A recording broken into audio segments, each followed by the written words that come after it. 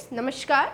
Welcome to Sakshi CDP. मेरा नाम है साक्षी और अब हम जिस टेबल की हमने प्रीवियसली बात की थी, बहुत इंपॉर्टेंट टेबल है। एक टेबल आती है अर्ली चाइल्डहुड में, जो कि मुझे बनानी थी, इसलिए मैंने वो उस वीडियो में नहीं डाला। तो ये इस वीडियो से हम स्टार्ट करते हैं। बहुत ज़्यादा इंपॉर्टेंट है, 2019 में इसमें से क्वेश्चन आया है।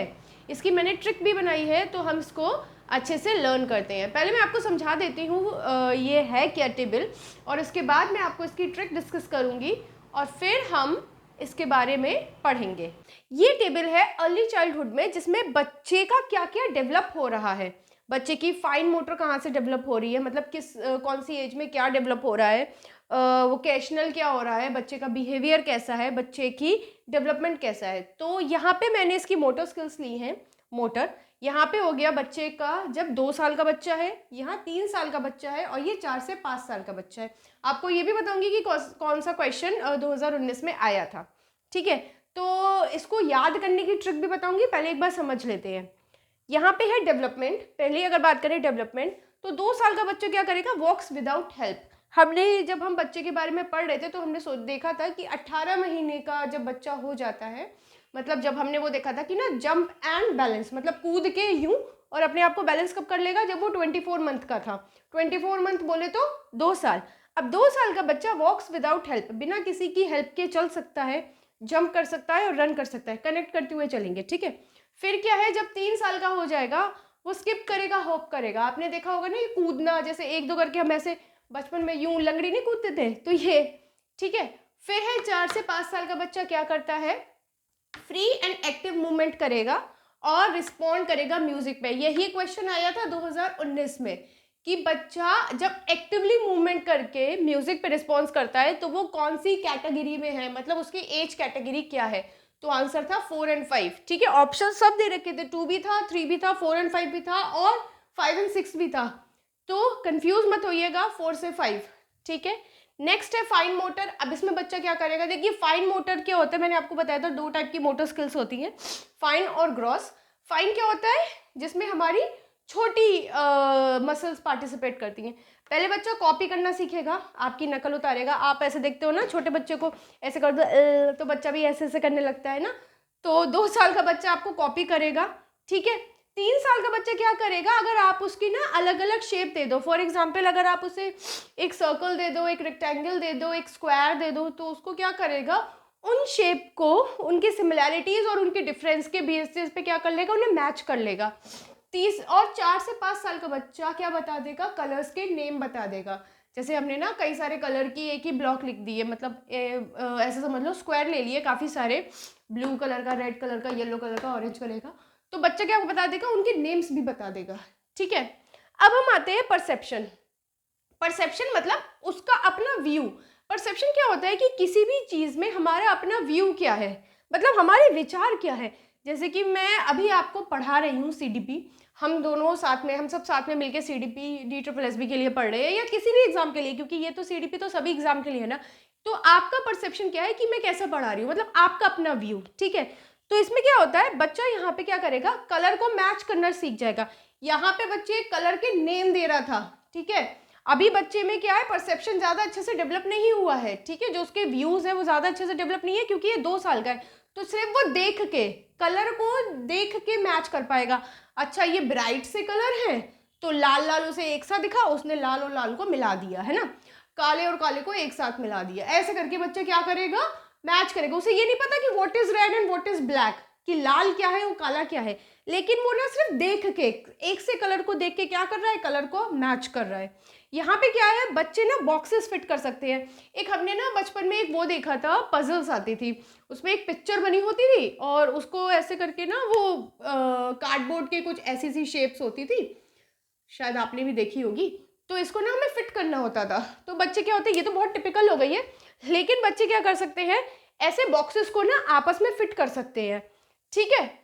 और एक वो था ना, वो बॉक्स के ऊपर बॉक्स लगा के, बॉक्स के ऊपर बॉक्स लगा के हम खूब सारा वो बना देते थे।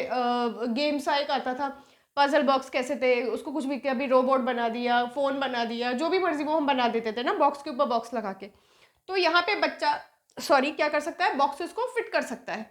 थर्ड है, बच्चा जब 4 से 5 साल का हो जाएगा, तो वो शेप्स और कलर को मैच करेगा और उनके बीच अंतर भी बताएगा। शेप्स और कलर को मैच करेगा और उनके बीच क्या बताएगा, अंतर।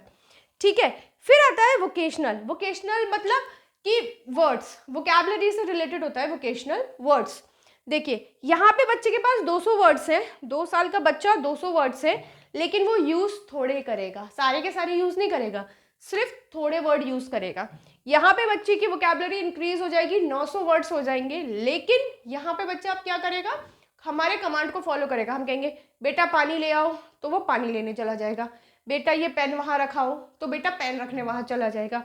बेटा टीवी मत देखो, तो गुस्सा आ जाएगा, भैया यार टीवी मत के लिए मना कर दिया, तो यहाँ पे गुस्सा आ जाएगा बेटे को। ठीक है, अब क्या होता है 4 से 5 साल के लिए बच्चा क्या करता है, इसकी वोकैबुलरी और इंक्रीज हो जाएगी। यहाँ 900 थे, यहाँ 200 से 2000 से 3000 वर्ड हो जाएंगे, और बच्चा क्या करेगा, वर्ड फॉर्मेशन करने लगेगा। जैसे हम जब छोटे बच्चों को, जब हमारी बीटीसी या डीएलएड या बीएड में जब हम इंटर्नशिप के लिए भेजे जाते थे, तो आपने देखा होगा 5 साल का बच्चा कक्षा 1 में आ जाता था, तो हम उससे पहले अक्षरों का मतलब उसका वर्णों का ज्ञान कराते थे, है ना। फिर उसको 2 मिला के जैसे घा प्लस रा लिखवाते थे, तो बच्चा बोल जाता घर। तो मतलब यहाँ क्या है, ये बच्चे का वर्ड फॉर्मेशन यहाँ स्टार्ट हो जाता है। तो दाल चावल, है ना, वर्ड बनाना स्टार्ट कर देगा वो। ठीक है, अब उसकी वोकैबुलरी इतनी इंक्रीज हो जाएगी कि वो वर्ड बनाने लगेगा। ठीक है, अब है अडेप्टिव बिहेवियर, ऐसा बिहेवियर जो वो अडेप्ट करेगा। अडेप्ट का मतलब किसी चीज को आत्मसात करना, मतलब किसी चीज की ओर ढलना। ठीक है, ये है बॉवल कंट्रोल। बॉवल कंट्रोल का मतलब क्या है, जब छोटे बच्चे होते हैं उनको हम डायपर बना के क्यों रखते हैं, क्योंकि उस समय ना वो लोग अपनी बॉवल्स मतलब बॉवल को कंट्रोल नहीं कर पाते हैं।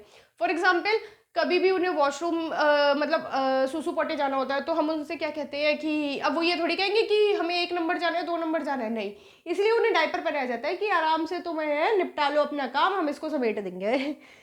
तो फिर क्या होता है, यहाँ पे जब बच्चा 2 साल का होता है तो ये यहाँ पे अपने कंट्रोल करना सीख जाता है, थोड़ी देर रोक के भी रख सकता है। ठीक है, अब देखिए 3 साल का बच्चा क्या करेगा, एक आदमी ड्रॉ कर लेगा। ठीक है, बेसिकली बहुत अच्छी ड्राइंग है मेरी, आज आपको पता चल जाएगा। ये है एक आदमी, ठीक है। तो बच्चा एक आदमी ड्रॉ कर लेगा। 4 से 5 साल का बच्चा क्या करेगा, आदमी तो ड्रॉ वो कर रहा था 2 से 3 साल में, मतलब 3 साल में, लेकिन 4 से 5 साल का बच्चा उसमें डिटेल भी बता देगा कि ये उसके हाथ है, ये उसके पैर है, ये रही उसकी गर्दन, और ये है उसका फेस, यहाँ पे हो गई उसकी आईज, नोज, और ये हो गए उसके लिप्स, और वो आदमी स्माइल भी कर रहा है। तो बच्चा यहाँ पे डिटेल्स भी देगा। कैसे याद रखेंगे, सुनिए, देखिए इसको याद करने की एक ट्रिक बनाई है, पता नहीं आपको अच्छी लगे कि नहीं, होप आपको थोड़ी समझ में आएगी।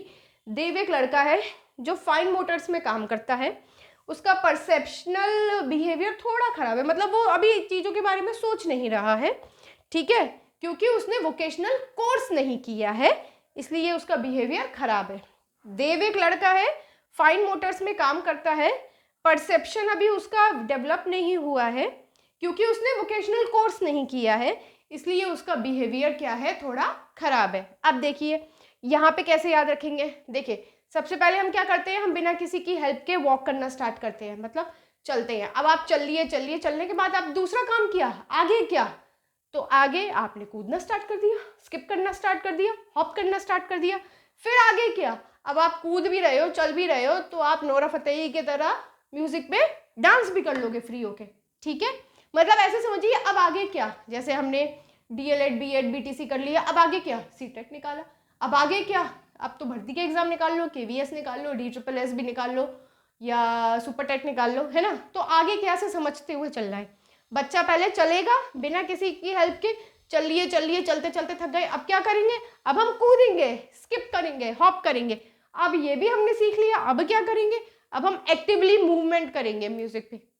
फिर क्या है, यहाँ पे बच्चा आपको कॉपी करेगा, मैंने आपको बताया था ना ऐसे करके।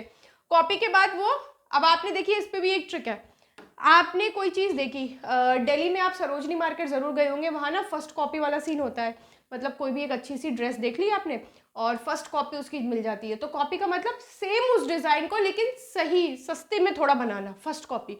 ठीक है, तो उन्होंने कॉपी किया। कॉपी में क्या होता है, पहले लोग क्या कर देते हैं, अपनी शेप्स को क्या कर देते हैं, मैच कर देते हैं। मतलब अगर ऐसी सी कोई लहंगा है मनीष मल्होत्रा टाइप का, ये तो बहुत बड़ी बात हो गई, तो उसको क्या कर दिया उन्होंने, मैच कर दिया, सेम वैसा ही एज इट इज़ बना दिया।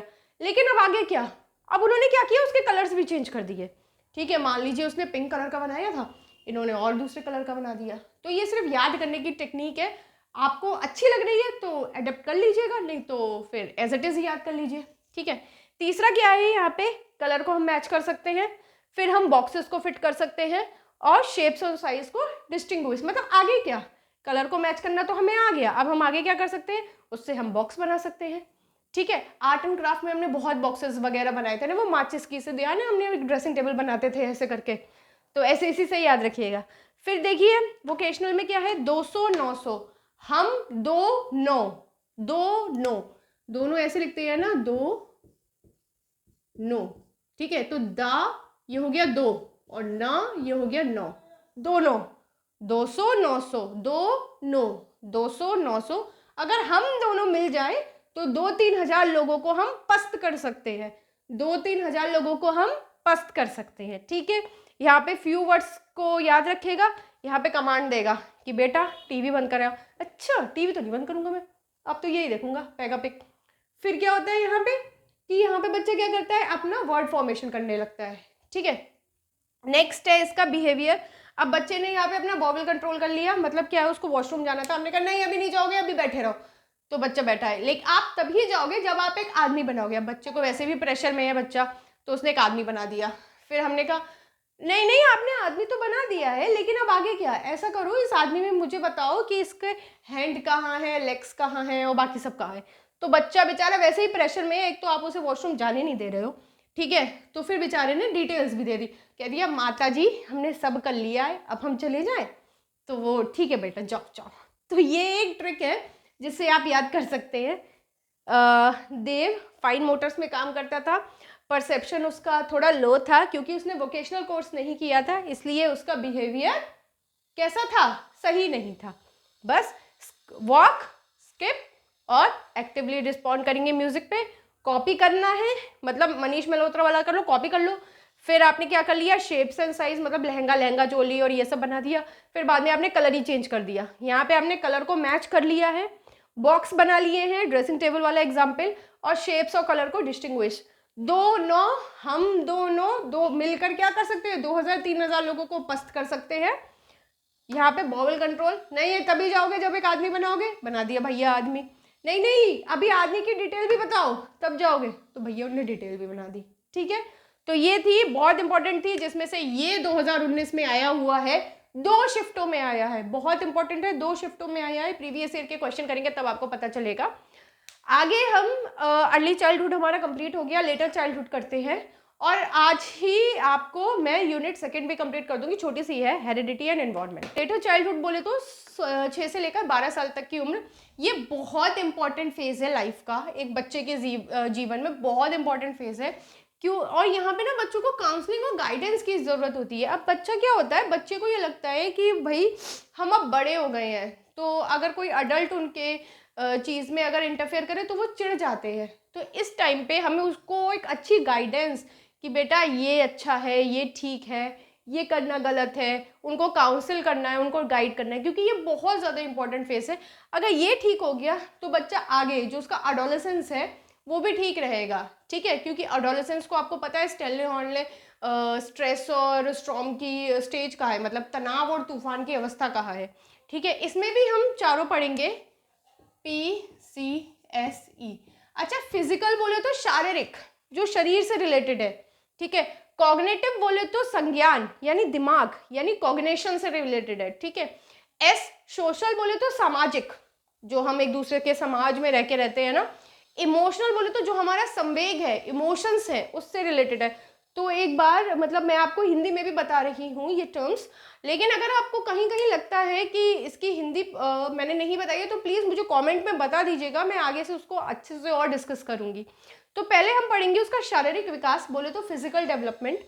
इसमें क्या होता है, ये थोड़ा स्लो हो जाता है। ECG का एग्जाम्पल याद करेंगे, रैपिड स्लो। ठीक है, तो यहाँ पे थोड़ा स्लो हो जाता है, लेकिन बच्चे का वेट बढ़ेगा और बच्चे की हाइट बढ़ेगी, और गर्ल बॉय से 2 साल आगे चलेंगी। जो गर्ल है वो बॉय से 2 साल आगे, एज उतनी ही रहेगी, 2 साल आगे बोले तो उनका फिजिकल डेवलपमेंट बॉय से 2 साल आगे का चल रहा है। ठीक है, एज वही है। अब बहुत इंपॉर्टेंट है, यहाँ पे उनके दूध के दांत टूट जाते हैं। अच्छा, 2 टाइप के टीथ होते हैं हमारे, परमानेंट और मिल्क।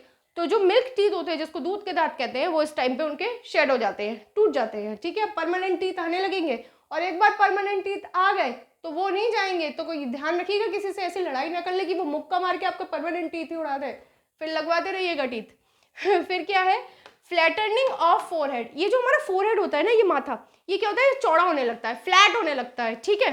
पहले ऐसी सी शेप हुआ करती थी, हल्की सी यूं, अब ये थोड़ा सा क्या हो जाएगा, फ्लैट हो जाएगा, सीधा हो जाएगा, ठीक है। तो ये फ्लैट होने लगेगा, ये बहुत इंपॉर्टेंट है इसकी। दूसरा है इंटेलेक्चुअल डेवलपमेंट। इंटेलेक्चुअल हो, कॉग्निटिव हो, इसका मतलब यही है हमारा संज्ञान, मतलब जिसमें हमारा दिमाग लग रहा है, संज्ञान, ठीक है। तो इंटेलेक्चुअल डेवलपमेंट में क्या होता है, अब बच्चा समझ जाएगा कि वो तो है ही है, लेकिन उसके बाहर भी चारों तरफ भी क्या है, एक दुनिया है जिसका एक अस्तित्व है, जहाँ आपको पेड़ मिलेंगे, पौधे मिलेंगे, है ना, एनिमल्स मिलेंगे, बर्ड्स मिलेंगे। तो क्या होता है कि उसको ये लगता है कि भैया मैं तो जी ही रहा हूँ, लेकिन मेरे आउटसाइड भी एक क्या है, एक वर्ल्ड है, एक दुनिया है, और जो मुझ पे क्या पड़ डाल रही है, प्रभाव डाल रही है। पार्क में बच्चे खेलने जाते हैं, गांव में देखो बच्चे आम के पेड़ पे चढ़ के आम तोड़ लेते हैं, है ना, क्रिकेट खेलते हैं, ऊंचे ऊंचे शॉट्स लगाते हैं। तो क्या है, ये उनके बाहर भी एक दुनिया है, ठीक है। यहाँ पे बच्चे की लर्निंग और मेमोरी ज़्यादा इफेक्टिव हो जाती है, मतलब ज़्यादा अच्छे से करने लगते हैं। बच्चे का साइंस में इंटरेस्ट हो जाता है, बच्चा साइंस के एक्सपेरिमेंट को, मतलब आप बच्चे देखिए, आपने क्या देखा होगा कि इसमें साइंस तो ऐसा सब्जेक्ट आता नहीं है, लेकिन ईवीएस आ जाता है। जब आप 6 से लेकर 12 साल तक की अवस्था में हो तो साइंस ऐसा सब्जेक्ट नहीं आएगा। साइंस आपका सब्जेक्ट आएगा जब आप छठे क्लास में आ जाओगे, लेकिन 6 से लेकर 12 तक की अवस्था में आपका ईवीएस सब्जेक्ट आ जाता है। क्लास 1 और 2 के लिए ईवीएस जरूरी नहीं है, मतलब 6 और 7 साल के बच्चे के लिए ईवीएस नहीं आएगा, 8वीं साल से क्या आ जाएगा, ईवीएस। ईवीएस बोले तो इन्वायरमेंटल साइंस, उसमें आपको साइंस, सोशल साइंस को मिला के सब्जेक्ट दिया जाता है, मैथ्स, हिंदी, मतलब एक इंटीग्रेटेड सब्जेक्ट है। इंटीग्रेटेड मतलब एकीकृत, सारी चीज़ों को एक में करके। तो यहाँ पे बच्चे का साइंस में क्या हो जाएगा, इंटरेस्ट डेवलप हो जाएगा। बच्चा जो इमेजिनेटिव फियर होता है, मतलब डर लगता है उसे, ठीक है, वो क्या हो जाता है, वो उसका 12वीं साल तक की आते आते खत्म हो जाता है कि अरे भूत वूत कुछ नहीं होते, भगवान जी है या ईश्वर अल्लाह जो भी है, गॉड है, वो हमारी रक्षा करेंगे। तो बच्चे का जो इमेजिन, जो उसके सपने में, जो उसकी कल्पना में जो फियर है, वो खत्म हो जाएगा। बच्चा एक प्रॉब्लम को एनालाइज कर सकता है। एनालाइज बोले तो मतलब आंक सकता है, उसका आकलन कर सकता है, ठीक है। तो ये लेटर चाइल्डहुड के 2 हमने पढ़ लिए, पी पढ़ लिया, सी पढ़ लिया, अब एस और ई पढ़ेंगे, ठीक है। फिर हम आते हैं सोशल यानी सामाजिक, और इमोशनल यानी कि संवेदात्मक, ठीक है। सोशल ये है, संवेगात्मक ये है, फटाफट से इसे समझ लेते हैं। सोशल में क्या है कि भैया इस समय पीयर जो होते हैं, पीयर क्या होते हैं, सबसे बड़ी बात तो ये आती है, पीयर होते हैं जो हमारे संगी साथी, जो हम जिसके साथ हम एक आपका एक बेस्ट फ्रेंड होता है और आप उसके साथ बहुत सारा टाइम स्पेंड करते हो, है ना। पीयर ग्रुपिंग आप पढ़ोगे अभी आगे कि पीयर ग्रुपिंग क्या होता है, कि हम एक साथ 2 दोस्त एक साथ बैठ के पढ़ते हैं। पीयर बोले तो हमारे साथी, ठीक है। तो पीयर क्या होते हैं, कि इंपॉर्टेंट एजेंट बन जाते हैं हमारे सोशलाइजेशन के, मतलब समाजीकरण के, बहुत क्या होते हैं, इंपॉर्टेंट एजेंट बन जाते हैं। क्योंकि अब हम क्या है कि अगर पीयर ने बोला नहीं नहीं कल से ना हम सैंडविच लाएंगे क्योंकि ना हेल्दी होती है, तो वो ना क्या करेगा, अपनी मम्मा से ज़िद करेगा कि नहीं नहीं मम्मा वो हेल्दी चीज़ें खाऊंगा मैं, और क्योंकि ना वो हेल्दी होती है इसलिए मैं सैंडविच लेके जाऊंगा। फिर अगले दिन उसकी पीयर कह देता है, या उसकी दोस्त या उसका मीत या फ्रेंड जो भी है वो कह देता है कि नहीं नहीं सैंडविच नहीं, हम लोग क्या करेंगे, हम लोग पराठा खाएंगे, बिकॉज पराठा बहुत ज़्यादा हेल्दी होता है, वो हमें बहुत ज़्यादा ताकत देगा। तो बच्चा अपनी मम्मी से कह देगा कि अब मैं पराठा लेके जाऊंगा। तो क्या करते हैं, पीयर बहुत इंपॉर्टेंट रोल प्ले करते हैं सोशलाइजेशन में। अब उनका पीयर वो देखते हैं, जैसा हमारा पीयर कर रहा है वो वैसे ही करने की कोशिश करेंगे। फिर क्या है, रिजेक्ट अडल्ट स्टैंडर्ड। अच्छा, जो बड़े कह रहे हैं उनकी बात को नहीं सुनेंगे, मतलब बड़े ने कहा कि सैंडविच मत लेके जाओ, ब्रेड है, मैदा है, जिससे आपका पेट में क्या होगा, आपको दर्द होगा, इन्फेक्शन हो सकता है। मैदा जो होती है वो पेट में फूलेगी। कह रहे अच्छा मैं तो नहीं मान रहा, मैं नहीं मानूंगा आपकी बात, मेरे को तो सैंडविच ही लेके जानी है। तो क्या करते हैं, बड़ों की बात को नहीं मानते हैं। फिर क्या है, यहाँ पे देखिए पिछली बार हमने कहा कि लड़का लड़की साथ में खेल रहे हैं, लेकिन यहाँ अलग हो जाएगा। लड़का लड़की के बीच में जो डिफरेंस है, सेक्स डिफरेंशिएशन, वो शार्प हो जाएगा, यानी ज़्यादा हो जाएगा। लड़की लड़की के साथ ही खेलेगी और लड़का लड़के के साथ ही खेलेगा, इसीलिए इसको हम कहते हैं गैंगेज, ठीक है।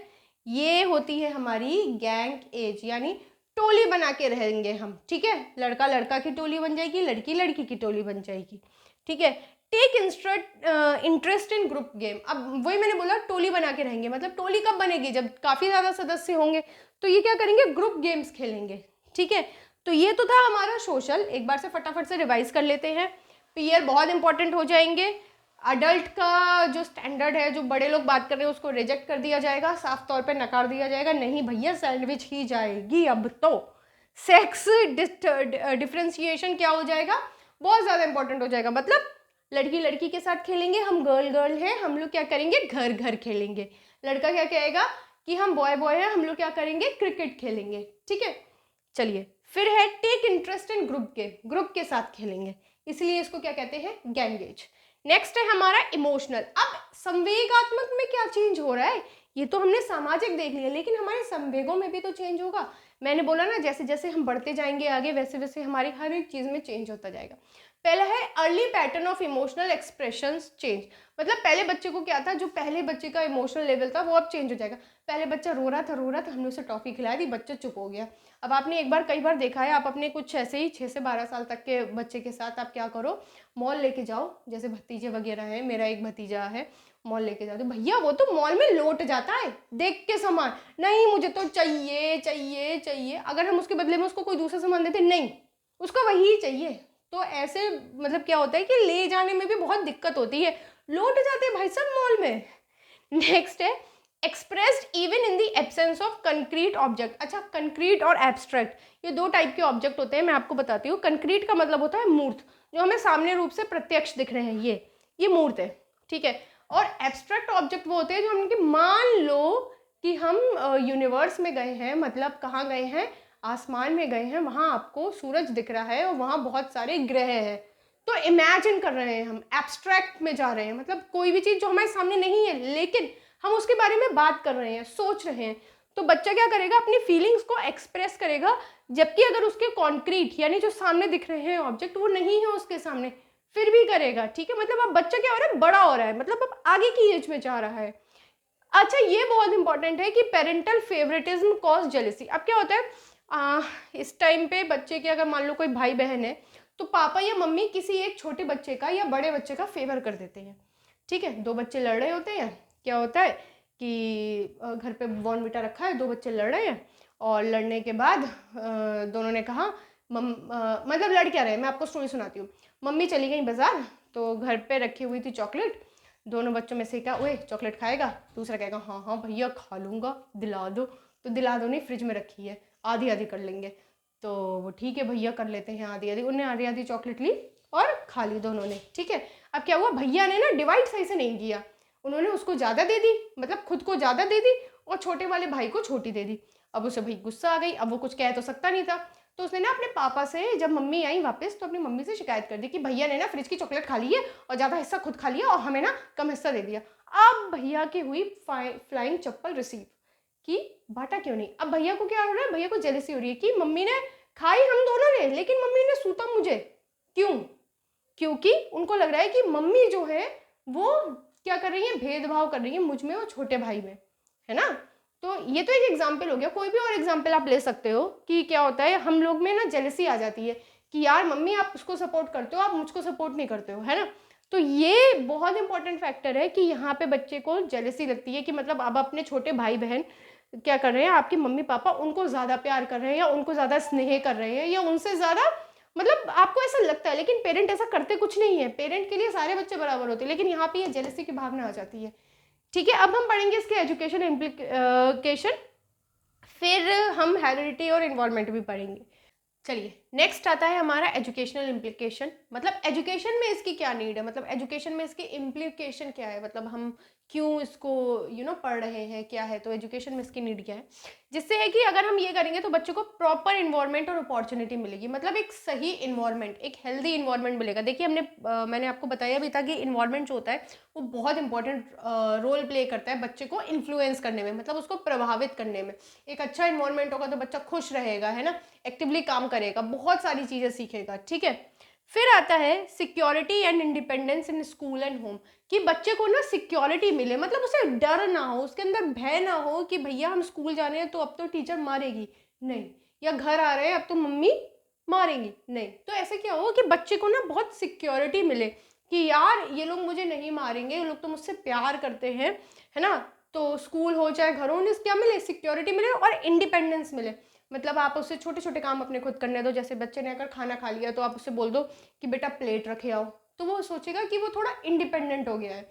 या घर के और भी छोटे मोटे काम है आप बच्चे से करा सकते हो। स्कूल में बच्चे से कह देते हैं कि बच्चों नकल करते हैं, आप लोग खुद ही अपनी कॉपी पे क्या कीजिएगा, नकल कीजिएगा, ठीक है। हम लोग बच्चों को सुलेख करवाएंगे, है ना। तो बच्चे खुद से, या फिर आप क्या करते हो कि बच्चों से आप गार्डन में ले गए तो आप बच्चों को गेम खिला रहे हो, लेकिन बच्चों से कहते हो आज अच्छा आप लोग गेम खिलवाओ, ठीक है। कैसे, आप लोग को करना है, पकड़म पकड़ाई खेलनी है तो आप लोग डिवाइड करो बच्चों आपस में, ठीक है। तो बच्चे ना इनिशिएट लेंगे कि यार टीचर मुझे कुछ समझ रहा है या मम्मी पापा मुझे कुछ समझ रहे हैं, मैं भी इंडिपेंडेंट बन सकता हूँ। मतलब उनके अंदर ना एक होप आएगी, एक अच्छी भावना आएगी, ठीक है। फिर क्या है, रीडिंग शुड बी इनकरेज। अगर बच्चा कुछ रीड कर रहा है, मतलब देखिए स्टार्टिंग में देखिए कोई भी परफेक्ट नहीं होता, धीरे धीरे करके सब सीखते हैं। तो जो अगर बच्चा टूटी फूटी रीडिंग भी कर रहा है तो आप उसे इनकरेज करो, हंसो नहीं उस पर। अगर बच्चा कोई भी काम करना है तो उस पर हंसना नहीं चाहिए, उसको ना मोटिवेट करना चाहिए, वेरी गुड। लेकिन ना इसको आप ऐसे भी कर सकते हो, ठीक है। ये मोटिवेशन हम आगे वाले जो 3rd यूनिट है उसमें पढ़ेंगे, ठीक है। तो हमें बच्चे को क्या करना है, अगर वो रीडिंग कर रहा है तो उसको इंकरेज करें, क्योंकि पढ़ना इस समय, पढ़ना लिखना ज़्यादा थोड़ा इंपॉर्टेंट है। तो बच्चे को ना रीडिंग, अगर कुछ भी कर रहा है, पेपर लेके पढ़ रहा है अगर वो न्यूज़पेपर, तो हंसी मत बनाओ, ठीक है। अगर उसका प्रोनाउंसिएशन थोड़ा ख़राब है कोई बात नहीं, धीरे धीरे सीख जाएगा। देखिए हम भी अब तक सीख ही रहे हैं, सीखने की कोई सीमा नहीं होती, सीखने की कोई उम्र नहीं होती। फिर है स्कूल ऐसा है हो जो उसको लोकल इन्वायरमेंट दे। मतलब ऐसा नहीं है कि वो घर में आके तो बिल्कुल आराम से मज़े से मौज मार रहा है और स्कूल में जाके उसको ऐसा इन्वायरमेंट मिल रहा है कि sit down, okay, and no need to make noise. मतलब क्या होता है कि आप आवाज़ मत करो, बैठ जाओ। तो बच्चे को एक लोकल इन्वायरमेंट, मतलब बच्चा फ्री नहीं हो पा रहा है, तो बच्चे को ना लोकल इन्वायरमेंट मिलना चाहिए स्कूल में। फिर बच्चे के जो इमोशंस है उसको ना प्रॉपरली आपको ट्रेन करना चाहिए। अगर बच्चा परेशान है, बच्चा रो रहा है, तो आप पता लगाओ कि भाई क्या रीज़न है। आप रीज़न को पता लगाओगे, फिर आप उसको हैंडल करोगे कि आप रो रहे हो तो इसका रीज़न है आपको मम्मा की याद आ रही है। अच्छा मम्मा की याद क्यों आ रही है, तो बच्चा कहेगा कि मम्मा की याद आ रही है क्योंकि ना अभी अगर मैं घर पे होता तो मम्मा के साथ में खेल रहा होता या मैं टीवी देखता। तो हम इस सिचुएशन में क्या कर सकते हैं, कोई बात नहीं, अभी हम पढ़ लेंगे, थोड़ी देर में मम्मा बस आ ही जाएंगी, देखिए 5th पीरियड हो रहा है, फिर क्या हो जाएगा, 2 पीरियड बाद आपकी छुट्टी हो जाएगी, फिर आप घर पे आराम से टीवी देखिएगा, है ना। तो हमें क्या करना है, बच्चे के इमोशन को बहुत ज़्यादा ट्रेंड करना है ना, प्यार से। अच्छा बच्चा रो रहा है और आप जाके क्यों क्यों रो रहे हो, क्या दिक्कत है, तो बच्चा और रोएगा, फूट फूट के रोएगा नहीं। ऐसे में बच्चे के हमें इमोशंस को क्या करना है, ट्रेन करना है। अब यहाँ पे आ जाता है कि हमारा रोल क्या है as a teacher, what are roles and responsibility. पहला है कि बच्चे की नीड को हम समझें। अच्छा बच्चे की नीड का मतलब बच्चे की ज़रूरत क्या है, मतलब बच्चे को चाहिए क्या, ठीक है। बच्चा अगर किसी चीज़ के लिए परेशान है तो चाहिए क्या, तो हम उसे समझें, ठीक है। उसकी मतलब उससे बात करें, उसको कोप करें, ठीक है। फिर है बच्चे को हम अपॉर्चुनिटी प्रोवाइड करें। कभी कभी हमने देखा है कि काफ़ी सारे ऐसे टीचर्स होते हैं जिनके ना वो आगे वाले ना बैक जो फ्रंट वेंचर होते हैं वो बहुत ज़्यादा क्या होते हैं, उनके फेवरेट होते हैं। तो जो भी अपॉर्चुनिटी होती है, अगर कोई को करिकुलर एक्टिविटी हो रही है तो वही निकल के जा रहे हैं भाई, है ना। मॉनिटर भी हर साल उन्हीं को ही बनाया जा रहा है, नहीं। आप क्या करो, आप रोटेशन करो, आप क्या करो, डेमोक्रेटिक क्लास बनाओ, आप ना वोटिंग करवाओ, ठीक है। अब छोटे बच्चे हैं, छोटे बच्चों को बड़ा अच्छा लगता है कि अगर मैम आई है तो हम मैम के लिए ना क्या कर दें, सीट लगा दें, है ना।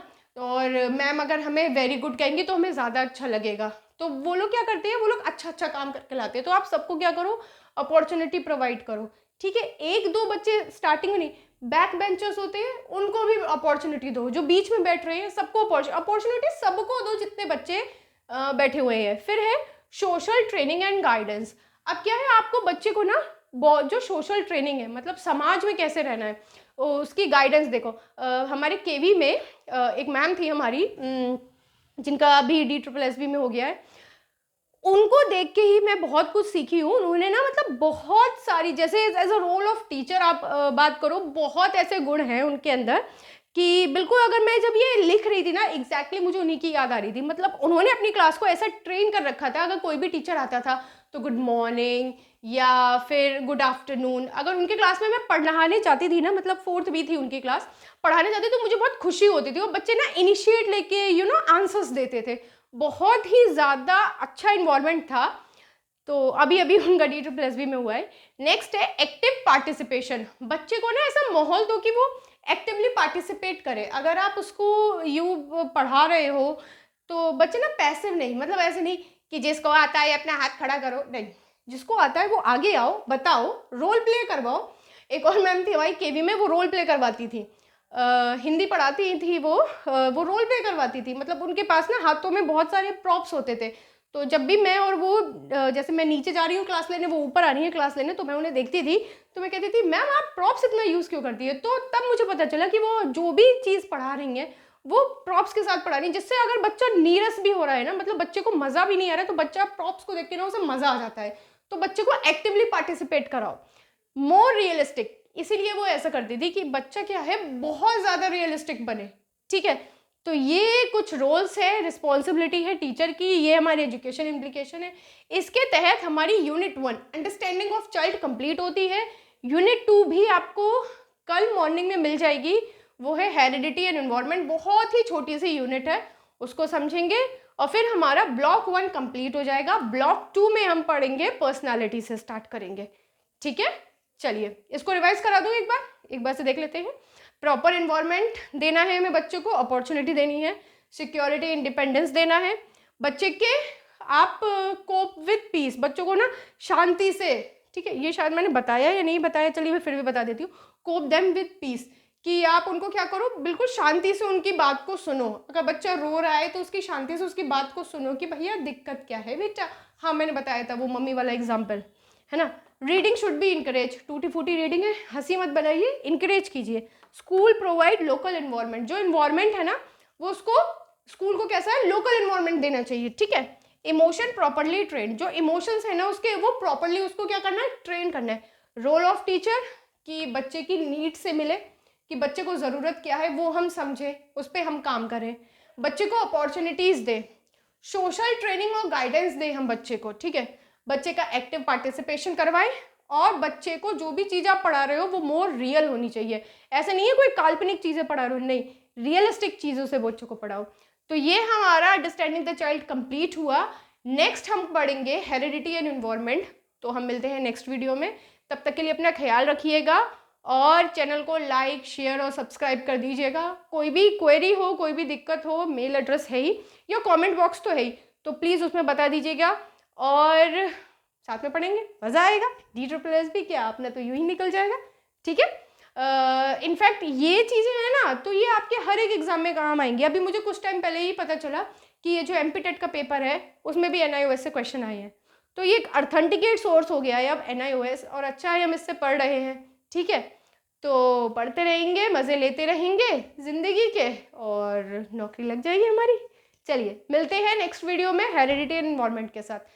तब तक के लिए चैनल को लाइक शेयर और सब्सक्राइब कर दीजिए। Thank you.